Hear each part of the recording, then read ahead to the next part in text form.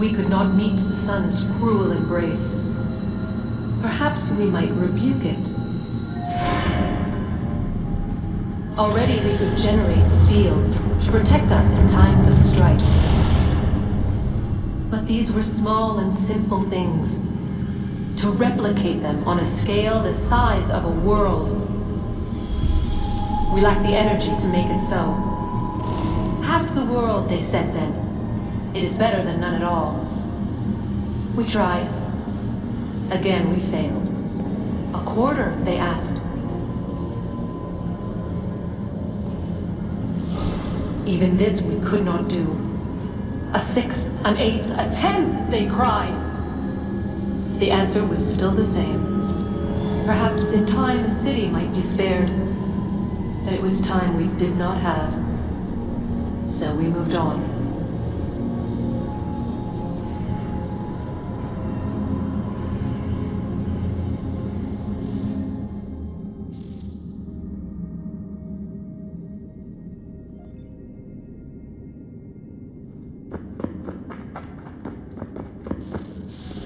Wonder what's inside. Only one way to find out.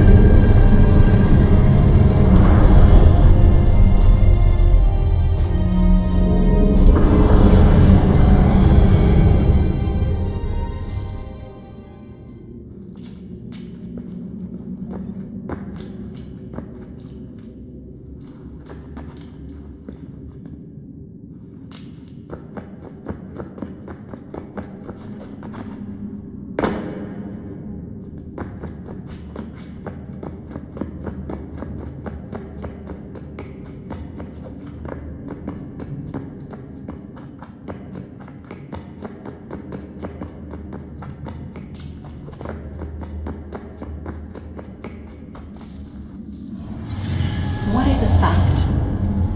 Is it fixed? Immutable? Certain in its existence and only awaiting discovery? Or might it be changed? Here we learned the answer and thought that it might save us. They were used to command, to control, to own. But we soon discovered another use. When enough sat in thrall and were told to believe, their thoughts took on form. What was imagined became real. If 100 minds could wish away a wall or create a tree, what might 1,000 do? 10,000? More? Might we change the consensus and will the thread away? We resolved to send one into the sky where it might illuminate us all. Once placed, a sentence would be uttered. Make us safe. In this way, we would change the consensus. We would save the world. But it never came to be. We sent a dozen of them skyward, but there was no way to maintain control, to direct the beam, to enthrall the world, to speak the words. Though this was strange and dangerous, what we tried next was worse.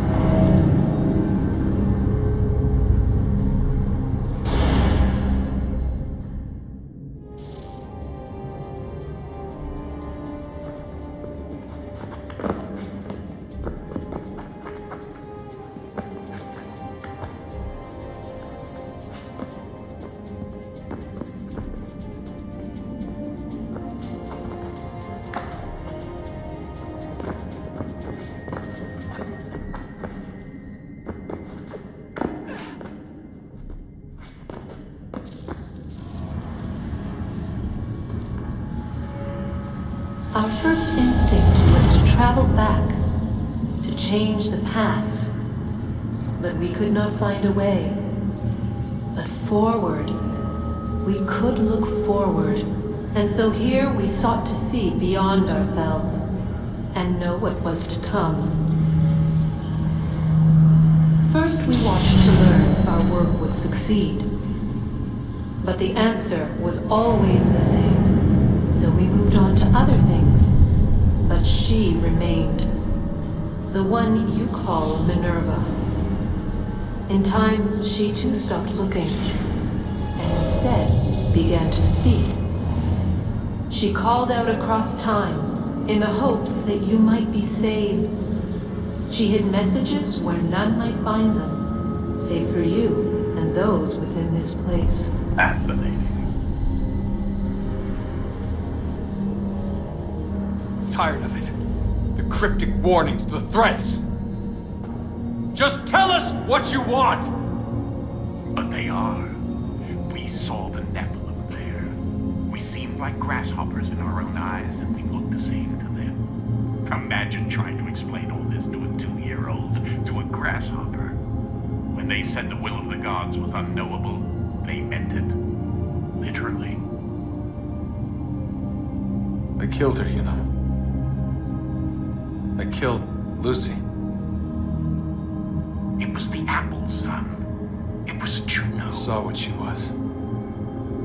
What would happen if I let her live? I could have stopped myself. I mean, there was a force there. But I didn't have to. I chose to. Desmond. Lucy was going to betray us and take the apple back to Abstergo. I saw the satellite launched. I saw them turn it on, and then it failed. Whatever's on the other side of that door, it benefits Juno. We need to be careful.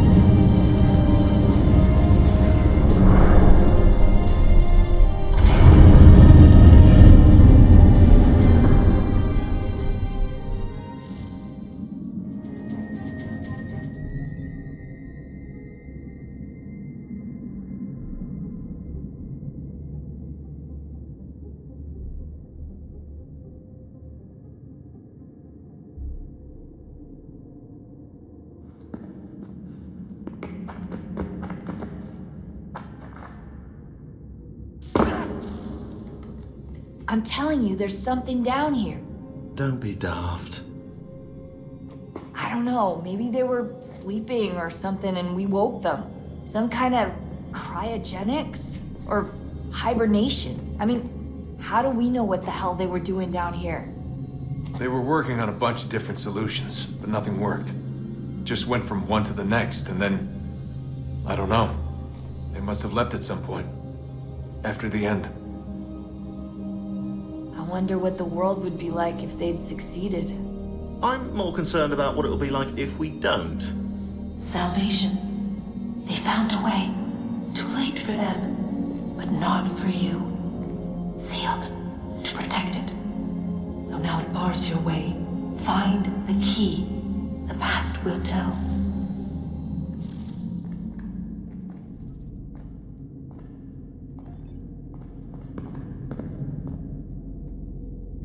I gotta get back to work. You might want to do the same.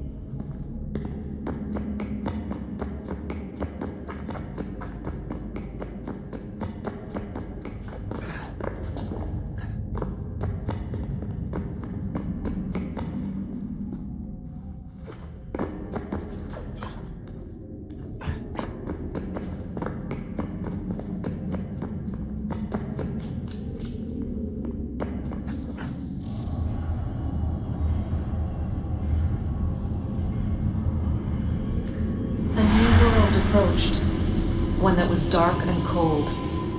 It would consume us, for we were flesh, and flesh is frail.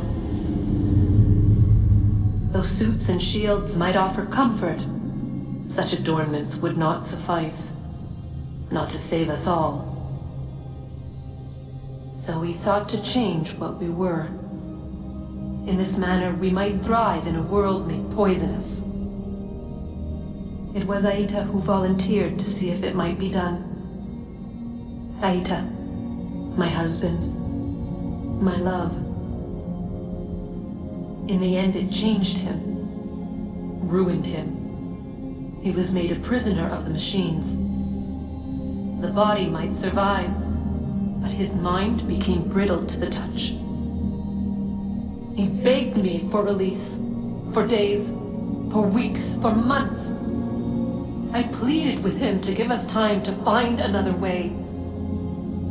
But there wasn't one. Not for him. Not for us.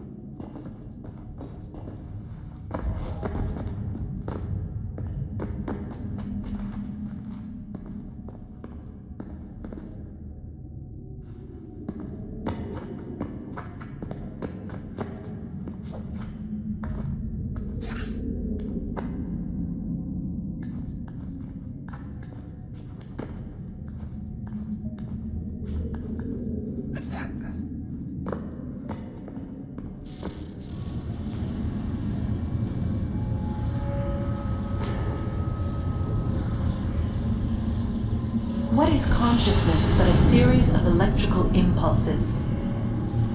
And the body a vessel to hold these sparks. But it is weak. In time, it decays and crumbles into dust.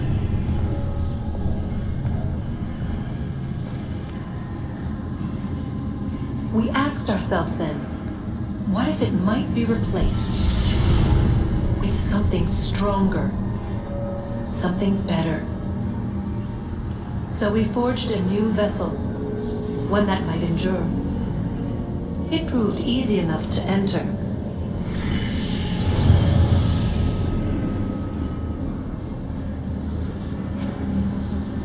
But to leave required something more, something wrong. And so this too they abandoned. I wondered, though, were they right to turn away?